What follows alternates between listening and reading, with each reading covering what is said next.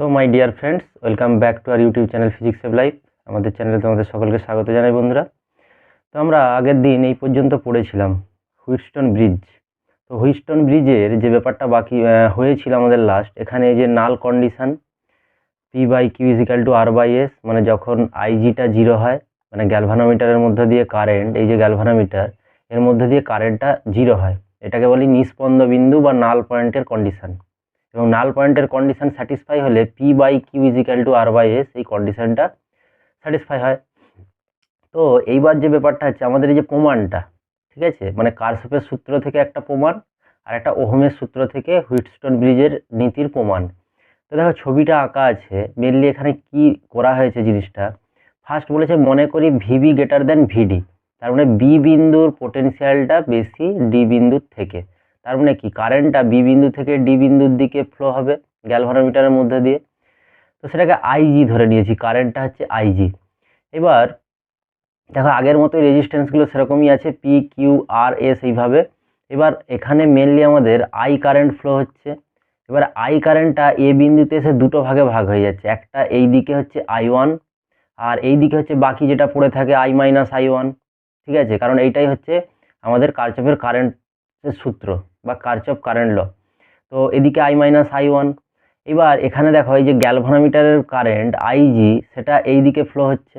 তার মানে দেখো এই দিকে আই পি এর মধ্য দিয়ে আই ওয়ান আসছিল, এবার গ্যালভানোমিটারে আইজি ঢুকে গেছে, তাহলে এই পোর্শনে কত যাবে, আই ওয়ান আসছিল আইজি এদিকে চলে গেছে, তাহলে এদিকে কত যাবে আই ওয়ান মাইনাস আইজি। দেখো আই ওয়ান মাইনাস আইজি হচ্ছে এই দিকে গেছে কারেন্টটা। এবং তাহলে এখানে কত, দেখো এখানে আর এর মধ্য দিয়ে আই মাইনাস আই ওয়ান আসছিল, উপর থেকে আইজি এসে এখানে জয়েন হয়েছে, তাহলে এই দিকে কত যাবে আই মাইনাস আই ওয়ান আসছিল, আবার উপর থেকে গ্যালভানোমিটারের কারেন্ট আইজি জয়েন হয়েছে, তাহলে টোটাল এইটা। এবং যখন এই বিন্দুতে এসে সবকটা মিলিত হচ্ছে, মানে এইটা টোটালটা আর এইটা দেখো টোটাল সেই আই হয়েই এখান দিয়ে বেরোচ্ছে। এটা নিয়ম। আই দিয়ে এখান থেকে প্রবেশ করার সময় আই দিয়ে প্রবেশ করেছিল, এখানে বেরোনোর সময় আই দিয়ে বেরোচ্ছে, মানে আই কারেন্ট হয়েই বেরোচ্ছে। সেটা এখানে লিখেছে যে এ বি সি ডি এই যে বিন্দুগুলো, এখানে কিরচফ কারেন্ট ল অনুসারে প্রবাহ বিভাজন আমরা করেছি, যেটা তখন বললাম আই ওয়ান কোনো দিকে আই মাইনাস আই ওয়ান, ওই দিকে আই ওয়ান মাইনাস আইজি, এই যে বিভাজনগুলো কোনো একটা পয়েন্টে, এগুলো কিরচফ কারেন্ট ল দিয়েই কিন্তু আমরা বিভাজনগুলো করছি। এইবার আমরা ভোল্টেজ ল লাগাবো কোন বর্তনীর ক্ষেত্রে, দেখো এ বি ডি এ যে বর্তনী আছে তার ক্ষেত্রে আমরা ভোল্টেজ ল লাগাবো। এ বি ডি এ বর্তনীটা কোন পার্টটা, এ বি ডি এ মানে বাঁ দিকের এই ত্রিভুজাকার অংশটা। সেখানে কি হচ্ছে না, পি এর মধ্যে দিয়ে পি রেজিস্ট্যান্সের মধ্যে কারেন্ট কত আই ওয়ান, তার মানে পি ইন্টু আই ওয়ান। আচ্ছা এবার কারেন্টের অভিমুখটা দেখো এই দিকে করা আছে, মানে ক্লকওয়াইজ। তারপরে দেখো গ্যালভানোমিটারের মধ্যে ওই দিকে, সেই জন্য আইজি হচ্ছে গ্যালভানোমিটারের কারেন্ট ইন্টু গ্যালভানোমিটারের রেজিস্ট্যান্স হচ্ছে ক্যাপিটাল জি। এবার এইটার ক্ষেত্রে আর এর ক্ষেত্রে দেখো প্রবাহটা উল্টো দিকে, কারণ আমরা এই যে ভেতরের অ্যারোটা দিয়েছি এইটা হচ্ছে ক্লকওয়াইজ, আর এই প্রবাহটা আর এর মধ্যে সেটা হচ্ছে এই যে প্রবাহটা অ্যান্টি ক্লকওয়াইজ, সেই জন্য মাইনাস, নিয়ম এটাই, অ্যান্টি ক্লকওয়াইজ হলে মাইনাস বা ওর উল্টো দিকে হলে মাইনাস, তার মানে আই মাইনাস আই ওয়ান, এটা হচ্ছে আর এর মধ্যে দিয়ে current into R, that is equal to zero. ঠিক আছে, এবার আর যে ডান দিকের যে বর্তনীটা আছে, মানে এই বি সি ডি বি, এই ডান দিকের যে ত্রিভুজাকার বর্তনী, তার জন্য আমরা লিখেছি। ঠিক আছে, সেই বর্তনীর ক্ষেত্রে আমরা কেভিএল থেকে কি লিখছি, দেখো কারেন্টগুলো একটু লক্ষ্য করো। কিউ এর কারেন্ট দেখো কোন দিকে আছে, কিউ এর কারেন্ট কিন্তু এই দিকেই আছে, মানে অ্যান্টি ক্লকওয়াইজ আছে। কিন্তু এই এস এর কারেন্ট, সরি, কিউ এর কারেন্ট হচ্ছে ক্লকওয়াইজ। ঠিক আছে, তার মানে পজিটিভ সাইন হবে কিউ এর ক্ষেত্রে, আর এস এর ক্ষেত্রে হবে নেগেটিভ সাইন, কারণ এস এর কারেন্টের অভিমুখটা হচ্ছে অ্যান্টি ক্লকওয়াইজ। তার মানে দেখো এই যে কিউ এর ক্ষেত্রে পজিটিভ সাইন আছে কিউ এর ক্ষেত্রে, আর এস এর ক্ষেত্রে হচ্ছে নেগেটিভ সাইন। ঠিক আছে, এস এর ক্ষেত্রে কারেন্ট এইটা I minus I one plus IG, এটা কোথায় আছে, এই যে I minus I one plus IG, S এর মধ্যে কারেন্ট। এবার আর একটা পার্ট আছে, এখানে গ্যালভানোমিটারের পার্টটা আছে। গ্যালভানোমিটারের কারেন্টটা কোন দিকে, দেখো গ্যালভানোমিটারের কারেন্টটা এইটা হচ্ছে, যদি এই দিকে হয় গ্যালভানোমিটারের কারেন্টটা ঠিক তার উল্টো দিকে, তার মানে মাইনাস অফ আইজি ইন্টু জি। দেখো আমরা যদি এই অ্যারোটা ধরি, এই যে ভেতরের যে অ্যারোটা, এটা তো ক্লকওয়াইজ অ্যারো, তো সেক্ষেত্রে আইজিটা দেখো এই দিক দিয়ে যদি ধরি, আইজিটা উল্টো দিকে পড়ছে, অ্যান্টি ক্লকে পড়ছে। ঠিক আছে, এই সার্কিট অনুযায়ী যখন বাদিকের সার্কিট নিচ্ছিলাম তার কিন্তু দিকেই ছিল, কারণ যখন আমরা এই ডিরেকশানটার কথা ভাবছি, এই যে দেখো যখন এই দিকে ভাবছি এই ডিরেকশানটা, তখন কিন্তু এইটা সেম ডিরেকশান, ওই জন্য দেখো এখানে যে প্লাস হয়েছিল, কিন্তু যখন ডান দিকের এই অ্যারোর কথা ভাবছি তখন এইটা হচ্ছে অ্যান্টি ক্লকওয়াইজ। ঠিক আছে, মানে আমরা দুটো ডিরেকশানই ক্লকওয়াইজ ধরেছি, কিন্তু যখন ডান দিকের লুপটার ক্ষেত্রে ধরছি, মানে এই যে এই লুপটার ক্ষেত্রে যখন ক্লকওয়াইজ ডিরেকশান ধরছি, তখন এই যে গ্যালভানোমিটার কারেন্ট সেটা কিন্তু অ্যান্টি ক্লকওয়াইজ হচ্ছে, সেই জন্য এখানে মাইনাস ইউজ করছি। এই যে দেখো মাইনাস আইজি ইন্টু জি, তোমরা একবার এটাকে ইয়ে করে দেখে নেবে। ঠিক আছে, তো এটা ইজিক্যাল টু 0, ছবিটা ভালো করে দেখে নেবে। এবার এই দুটো ইকুয়েশান, এটা আমার 1 নম্বর ইকুয়েশান, এটা আমার 2 নম্বর ইকুয়েশান। এবার ভিবি সমান যদি ভিডি হয় তাহলে কি হয়, ভিবি সমান ভিডি হলে কি হবে, গ্যালভানোমিটার মধ্যে কারেন্ট শূন্য, কারণ বি আর ডি বিন্দু, এই যে এখানে বি বিন্দু আর এখানে ডি বিন্দু, এদের মধ্যে যদি বিভব প্রভেদ না থাকে তাহলে তাদের মধ্যে কারেন্ট থাকবে না গ্যালভানোমিটার মধ্যে, তার মানে আইজিটা 0 হবে।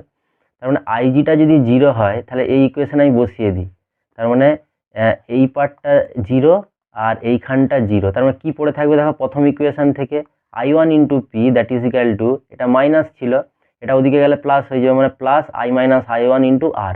এখানে দেখো এখানে যদি আইজিটা 0 হয় তার মানে এই জায়গাটাও 0, আইজিটা 0, তার মানে পড়ে থাকে I1 into Q, I1 into Q, আর এইখানে আইজি এইটাও 0, তার মানে কী পড়ে থাকে এখানে I minus I1 into S, I minus I1 into S. ক্যালকুলেশনটা একবার দেখবে, ওটা ডান দিকে গেছে বলে নেগেটিভটা পজিটিভ হয়েছে।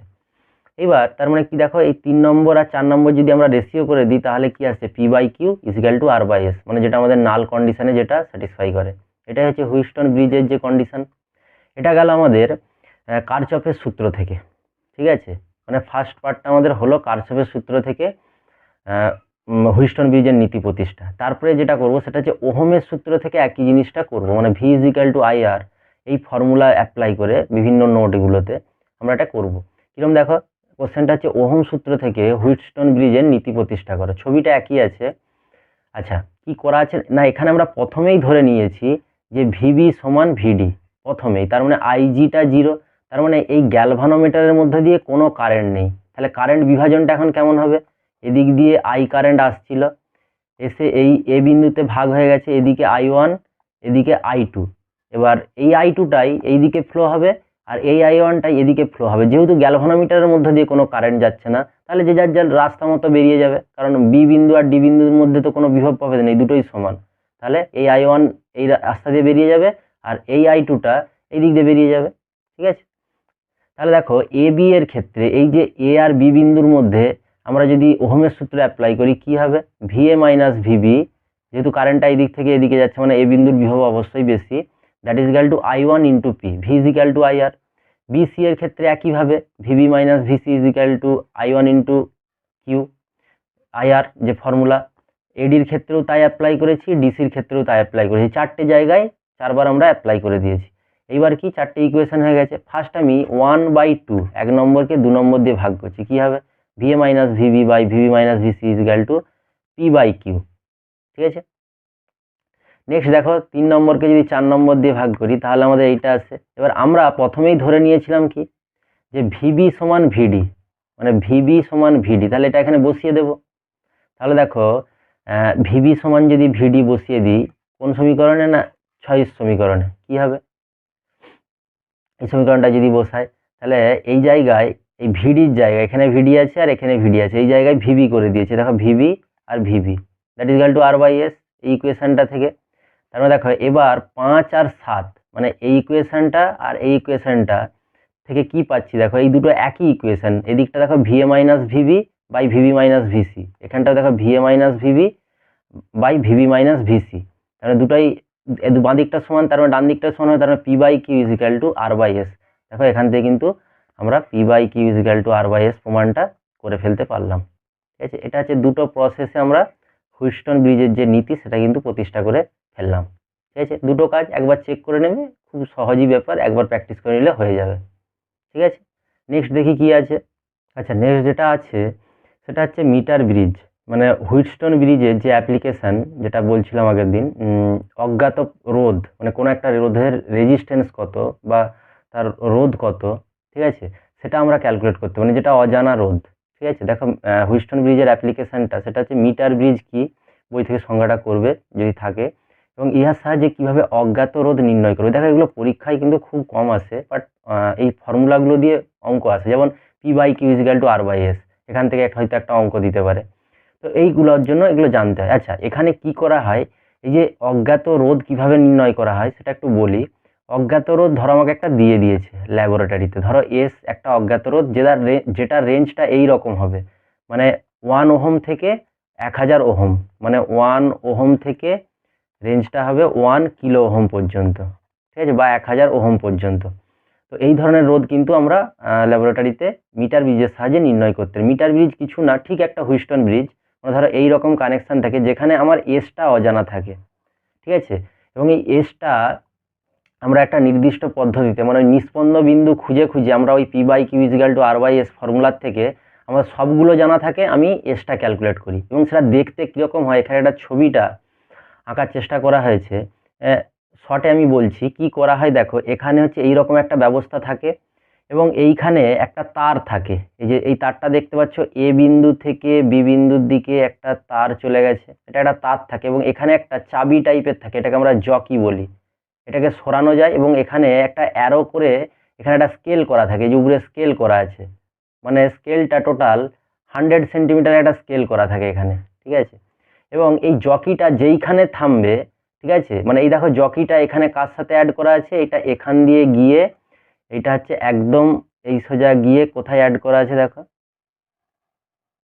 এই যে এখানে একটা অ্যামিটার রাখা আছে যেটা ওই প্রবাহটাকে দেখাবে, ঠিক আছে। তার মানে কি, এই জকিটা এরকম আমি ডান দিক বাঁ দিক সরাতে থাকবো, একবার ডান দিক একবার বাঁ দিক সরাতে থাকবো, যেইখানে ডান দিক বাঁ দিক সরাতে সরাতে আমরা যেইখানে দেখবো যে এই অ্যামিটারটা কোনো বিক্ষেপ হচ্ছে না, তার মানে জানবো ওই জায়গায় এর মধ্যে দিয়ে কোনো প্রবাহ নেই, মানে ওই আইজিটা জিরো, একটু আগে যেরকম করলাম, তার মানে কি সেটা নিস্পন্দ বিন্দু, তাহলে তখনই P by Q is equal to R by S কন্ডিশনটা স্যাটিসফাই হবে। তেমনি আমাকে এই জকিটা সরিয়ে সরিয়ে বা এই চাবিটাকে সরিয়ে সরিয়ে দেখতে হবে কোনখানে এই মানে এই যে গ্যালভানোমিটার বা অ্যামমিটার যাই বলি না কেন, এর বিক্ষেপটা শূন্য হবে, মানে কোনো বিক্ষেপ থাকবে না। তাহলে আমি ধরে নিলাম এই যে আমার ছবিটা আঁকা আছে এরকম একটা পজিশানে এর বিক্ষেপটা শূন্য, ঠিক আছে। তার মানে এখানে রেজিস্ট্যান্সটা কতটার জন্য হবে দেখো, ধরছি আমার এই যে অ্যারোটা এখানে লাগানো আছে, এই জায়গায় নিস্পন্দ বিন্দু আমি পেয়েছি, মানে বিক্ষেপ নেই। তার মানে এই যে পিটা হচ্ছে বাঁ দিকটা, মানে কতটা, এ থেকে এই বিন্দু পর্যন্ত, ঠিক আছে, মানে এই যে অ্যারোটা যে সোজা গেছে। আর কিউটা কতটা, না এই পার্টটা থেকে বাকি এই বিন্দু পর্যন্ত, মানে বি পর্যন্ত, ঠিক আছে। এইটা হচ্ছে আমার টোটাল পি, মানে এই তারের যতটা রেজিস্ট্যান্স সেইটা, আর কিউটা হচ্ছে ডান দিকটা, মানে ওই তারটা, যে তারটা এই এ থেকে বি বিন্দু পর্যন্ত গেছে। আর ওপরে স্কেলটা কেন লাগানো আছে, তারটা টোটাল 100 সেন্টিমিটার থাকে, এবারে স্কেলটা যেইখানে থাকবে সেটা বুঝিয়ে দেবে যে বাঁ দিকের পোর্শনটা কতটা আছে আর ডান দিকের তারের পোর্শনটা কতটা আছে, সেই অনুযায়ী তার রেজিস্ট্যান্স হয়ে যাবে। এবং এই আরটাকে আমরা বলি রোধ বাক্স, এখানে বিভিন্ন রকম রোধ দেওয়া থাকে, সেটা আমরা ইন জেনারেল নিজেদের মতো চুজ করে নিই, কিছু একটা রোধ রেখে দিই এখানে। তার মানে আরটা হচ্ছে একটা ফিক্স রেখে দিই, পি কিউ ওই বাঁ দিক ডান দিক সরাতে সরাতে তার একটা মান পাই এবং এসটা আমাকে অজানা থাকে, ঠিক আছে। তাহলে পিও জানা কিউও জানা নাল কন্ডিশন থেকে, আরটাও জানা থাকে, এসটা ক্যালকুলেট করতে হবে। এবার দেখো নিচে কিছু ক্যালকুলেশন দেওয়া আছে, বলছে মনে করি বাম দিক থেকে এল সেন্টিমিটার দূরে নিস্পন্দ বিন্দু পাওয়া গেল, মানে এই ডিস্টেন্সটা যেটা বলছিলাম, ঠিক আছে, এই যে ডিস্টেন্সটা, যে বাঁ দিকের অ্যারোটা, ওরা বলছে এই বলছে ধরো এই বিন্দু থেকে এই পর্যন্ত ডিস্টেন্সটা হচ্ছে এল সেন্টিমিটার, ঠিক আছে, স্মল এল সেন্টিমিটার। তার মানে স্মল এল হচ্ছে যে ওই বাঁদিকে যেটা আছে পি, পি যে রোধ তার হচ্ছে একক দৈর্ঘ্যের রোধ, মানে আমরা যদি সিগমাকে একক দৈর্ঘ্যের রোধ বলি, তাহলে এল দৈর্ঘ্যের রোধ কত হবে, একক দৈর্ঘ্যের রোধ হচ্ছে সিগমা, তাহলে এল দৈর্ঘ্যের রোধ হচ্ছে এল ইন্টু সিগমা, সেটা হচ্ছে এই পি, যেটা এই যে এল সিগমা লিখেছে। এবং কিউটা তাহলে কত হবে, টোটালটা যদি 100 সেন্টিমিটার হয় তারটা, এবং বাঁ দিক থেকে এল দূরে যদি নিস্পন্দ বিন্দু পাওয়া যায়, তার মানে এইটা যদি এল হয়, এই দিকটা কত, 100 মাইনাস এল, দেখো এটা হচ্ছে 100 মাইনাস এল, তার মানে 100 মাইনাস এল হচ্ছে দৈর্ঘ্য, তাহলে তার রোধ কত হবে, তার মানে একক দৈর্ঘ্যের রোধ যদি সিগমা হয়, তাহলে 100 মাইনাস এল দৈর্ঘ্যের রোধ কত হবে, 100 minus L into sigma. Sigma হচ্ছে একক দৈর্ঘ্যের রোধ, মানে ওই তার যেটা দিয়েছি, মেনলি তামার তার অনেক সময় দেওয়া থাকে এটাতে, তো এইটা হবে। তার মানে সেখানে P by Q is equal to R by S কন্ডিশনটা স্যাটিসফাই হবে, কারণ আমরা সবসময় এই যে নিস্পন্দ বিন্দু বলেছি, নিস্পন্দ বিন্দু মানেই কি, ওই P by Q is equal to R by S কন্ডিশনটা স্যাটিসফাই হবে। তার মানে দেখো P by Q is equal to R by S, সেখান থেকে এসটা কত কিউ আর বাই পি, ভ্যালুগুলো বসিয়ে দিয়েছি পি কিউ এর, এইরকম একটা ফর্মুলা আসছে। এই ফর্মুলাটা কিন্তু আমাকে মনে রাখতে হবে। আমাকে কি বলে দিবে, আমাকে বলে দিল বাঁ দিক থেকে ধরো এল এর মান বলে দিল যে বাঁ দিক থেকে আমি 20 সেন্টিমিটার দূরে নিস্পন্দ বিন্দু পেয়েছি, তাহলে এল এর মান জানি, এখানে এল বসিয়ে দেবো। আর এর ভ্যালু আমার বলা থাকবে যে আমি রোদ বাক্সে কত রোদ দিচ্ছি, রোদ বাক্সটা কোথায়, এই যে এইখানে রোদ বাক্স আছে, তো রোদ বাক্সতে কত রোদ দিচ্ছি বলে দেওয়া থাকবে, তাহলে আমাকে এস এর ভ্যালুটা ক্যালকুলেট করতে পারবো আমি। এ ধরনের প্রবলেম থাকে, ঠিক আছে। আচ্ছা, নেক্সট যেটা আছে এটা দিয়ে আমাদের আপাতত অ্যাপ্লিকেশানটা শেষ হবে, বিভিন্ন যন্ত্রাংশের যে অ্যাপ্লিকেশান। তোমরা চ্যানেলে যারা নতুন আছে বন্ধুরা প্লিজ সাবস্ক্রাইব করে দিও চ্যানেলটা, এবং আমাদের সাথে এইভাবেই থেকো, ভিডিওগুলো কন্টিনিউ তোমরা ফলো করতে থেকো, ভিডিও কিন্তু রেগুলার আমাদের দেওয়া থাকে। আচ্ছা, নেক্সট যেটা আছে পোটেনশিওমিটার, খুব একটা ভালো ইনস্ট্রুমেন্ট। তো এটা কি কাজে লাগানো হয়, এটা মেনলি আমাদের তড়িৎ চালক বল যখন আমরা ক্যালকুলেট করি, তখন কিন্তু কোনো কোষের তড়িৎ চালক বল মানে কোনো ব্যাটারি বা তড়িৎ কোষ, তার যে তড়িৎ চালক বল ক্যালকুলেট করি, সেটা কিন্তু পোটেনশিওমিটার যন্ত্রের সাহায্যে ক্যালকুলেট করা হয়। মেনলি এখানে কি থাকে, পোটেনশিওমিটার যন্ত্রটা দেখতে এইরকম হয়। দেখো একটা তার থাকবে, এ বিন্দু থেকে শুরু হবে, এই রাস্তা ধরে যাবে, এই রাস্তা ধরে গিয়ে এরকম টোটাল 10টা লাইন থাকবে। দেখো এখানে 10টা লাইন আছে, দিয়ে এসে বি বিন্দুতে এসে তারটা শেষ হবে, এ বিন্দু থেকে স্টার্ট হবে, বি বিন্দু থেকে শেষ হবে। এবং এইখানে ওই ট্যাপিং করার বিভিন্ন জিনিস থাকে, এই যে এখানে এই দিয়ে এরকম করা আছে, এগুলো হচ্ছে বিভিন্ন চাবি দেওয়া থাকে ট্যাপিং করে। তোমরা জিনিসটা ইন্টারনেটে সার্চ মারলে দেখতে পাবে যে পোটেনশিওমিটার যন্ত্রটা দেখতে কীরকম হয়। এখানে অনেক সিম্পলিফাইড ভার্সানে আঁকার চেষ্টা করেছি। আচ্ছা, ব্যাপারটা হচ্ছে ধরো একটা ব্যাটারি তড়িৎ চালক বল 1.5 ভোল্ট, এইটা মাপা হয় কিন্তু এই যন্ত্রের সাহায্যে, পোটেনশিওমিটার, ঠিক আছে।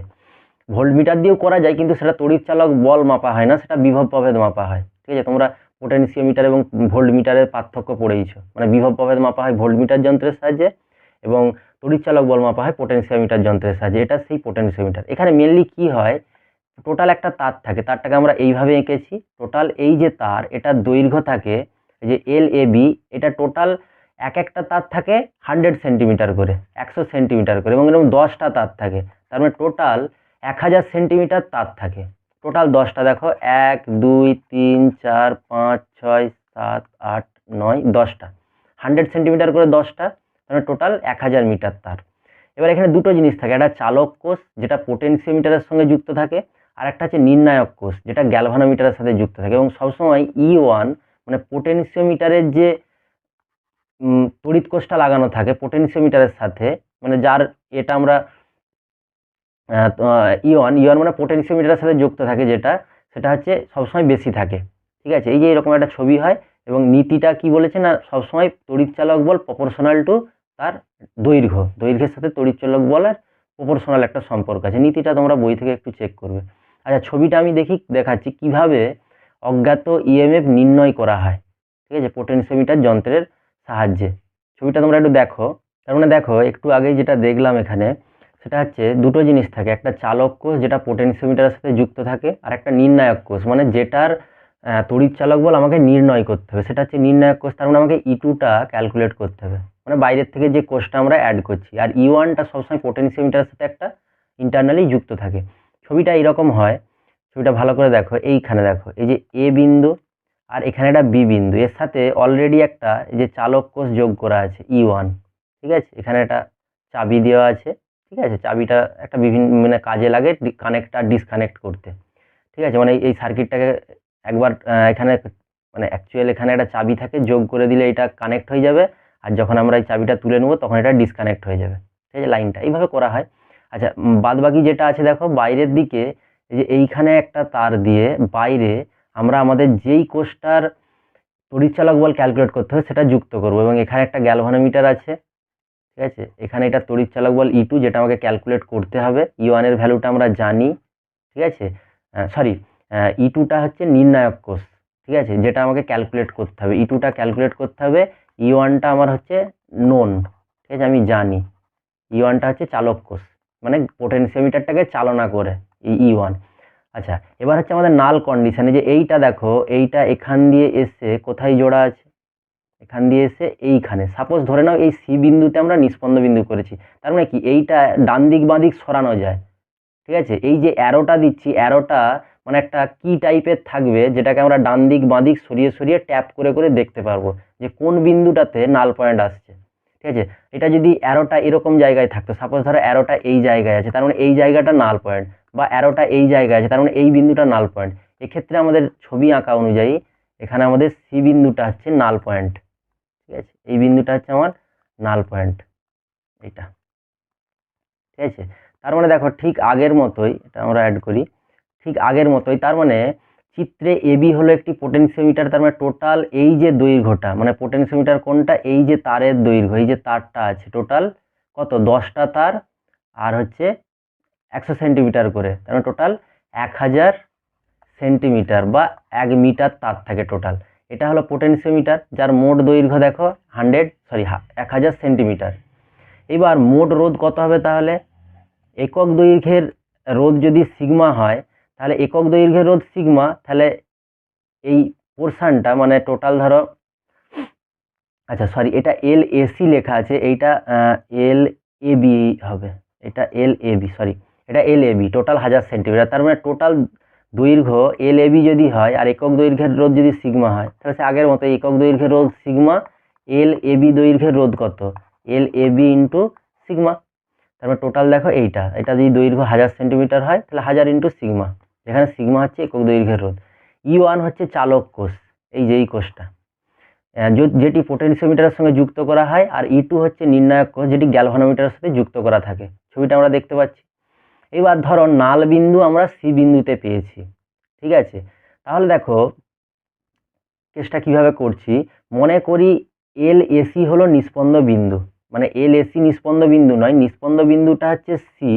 তার মানে দৈর্ঘ্যটা কত, এফেক্টিভ দৈর্ঘ্যটা, তার মানে এ বিন্দু থেকে সি বিন্দু পর্যন্ত, তার মানে টোটাল আমার দৈর্ঘ্যটা কত হচ্ছে, টোটাল দৈর্ঘ্য এ বি, কিন্তু নিস্পন্দ বিন্দুর জন্য দৈর্ঘ্য কতটা, মানে এই যে গ্যালভানোমিটার দিয়ে সার্কিট, সেটা কতটা দৈর্ঘ্যকে ধরে রেখেছে, সেটা হচ্ছে এ বিন্দু থেকে স্টার্ট করে সি বিন্দু পর্যন্ত, মানে এই বিন্দু পর্যন্ত।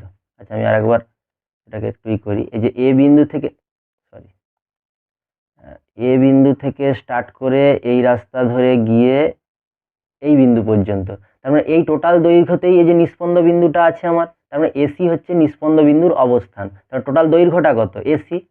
তার মানে দেখো সেই জন্য এল এসি হচ্ছে নিস্পন্দ বিন্দুর দূরত্ব, নিস্পন্দ বিন্দু নয়, নিস্পন্দ বিন্দুর দূরত্ব, তার মানে সেটা রোধ কত, তার দৈর্ঘ্য ইন্টু একক দৈর্ঘ্যের রোধ।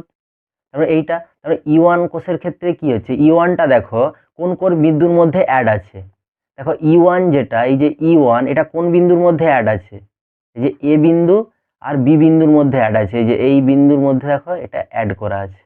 ঠিক আছে, তার মানে এইটার জন্য রোধটা কত হবে, আর এ বি, এই যে ক্যালকুলেট করা আছে 1000 ইন্টু সিগমা, তার মানে দেখো I into R A B, যেটা হচ্ছে আই ইন্টু 1000 ইন্টু সিগমা, কারণ এটা ওই ভি ইজিক্যাল টু আই আর ফর্মুলার মতো। ঠিক আছে, মানে ভি এ বি, কারণ ই1টা দেখো এ আর বি বিন্দুর মধ্যে, যে এ বিন্দু আর বি বিন্দু, আর ই2টা কোন বিন্দু, ই2টা হচ্ছে এ বিন্দু আর সি বিন্দু, তার মানে এসির মধ্যে যা রেজিস্ট্যান্স সেটা অ্যাপ্লাই হবে, এই যে আর এসি। তার মানে দেখো এখানে I into L AC into sigma, টোটালটা যেহেতু শ্রেণী সমবায় আছে, তার মানে কারেন্টটা প্রত্যেকের মধ্যে দিয়েই আই। ঠিক আছে, তার মানে ই2 বাই ই1 আমরা যদি রেশিও করি 2 নম্বর বাই 1 নম্বর, তাহলে দেখো এই পার্টটা আছে, সেখান থেকে আমি ই2 ইজিক্যাল টু এটা, তার মানে এল এসিটা আমার জানা থাকবে, কারণ আমাকে বলে দেবে যে কত দূরত্বে নিস্পন্দ বিন্দুটা আসছে, মানে এই যে দৈর্ঘ্যটা আমাকে বলে দেবে, এই যে এ আর সি বিন্দুর মধ্যে দূরত্ব, মানে সি বিন্দুটা ঠিক কোথায়। তাহলে আমরা এল এসিটা জেনে যাব, এল এসিটা যখনই জেনে যাব তখন আর ই1 এর মানটা আমার জানা, চালক কোষ, তার মানে তখনই আমি ই2টা পেয়ে যাব, মানে বাইরের থেকে যে কোষটা আমি অ্যাড করছি। ঠিক আছে, তার হচ্ছে তড়িৎ চালক বল কত, তার মানে সাধারণভাবে কি লেখা যায়, ই প্রপোর্শনাল টু এল। এই প্রমাণটা অনেক সময় আসছে যে তড়িৎ চালক বল তার দৈর্ঘ্যের সাথে প্রপোর্শনাল, ঠিক আছে, সমানুপাতিক, পোটেনশিওমিটারের ক্ষেত্রে প্রমাণটা অনেক সময় আসে, আর প্রবলেমের জন্য তো আছেই। ঠিক আছে, তার মানে ই1 বাই ই2 যদি দুটো কোষ নিই, E one by E two that is equal to L one by L two. ঠিক আছে, এটা দিয়ে প্রবলেম করা যায়। ঠিক আছে, তোমরা এই ফর্মুলাটা মনে রাখবে, তাহলেই হবে। ঠিক আছে বন্ধুরা, আজকে আপাতত এই চ্যাপ্টারটা এখানেই শেষ করছি।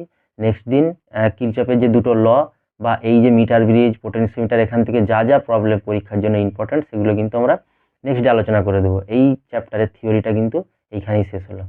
ঠিক আছে, নতুন যারা আছো তোমরা চ্যানেলে, তোমরা বেশি বেশি করে শেয়ার করে দিও ভিডিওটা, ঠিক আছে, যাতে সকলের কাছে ভিডিওটা পৌঁছে যায়। ঠিক আছে, আজকের মতো এখানেই শেষ করছি। নেক্সট দিন দেখা হচ্ছে। ততক্ষণ এই ভিডিওটা দেখতে থাকো। সবাই ভালো থেকো, সুস্থ থেকো। বাই।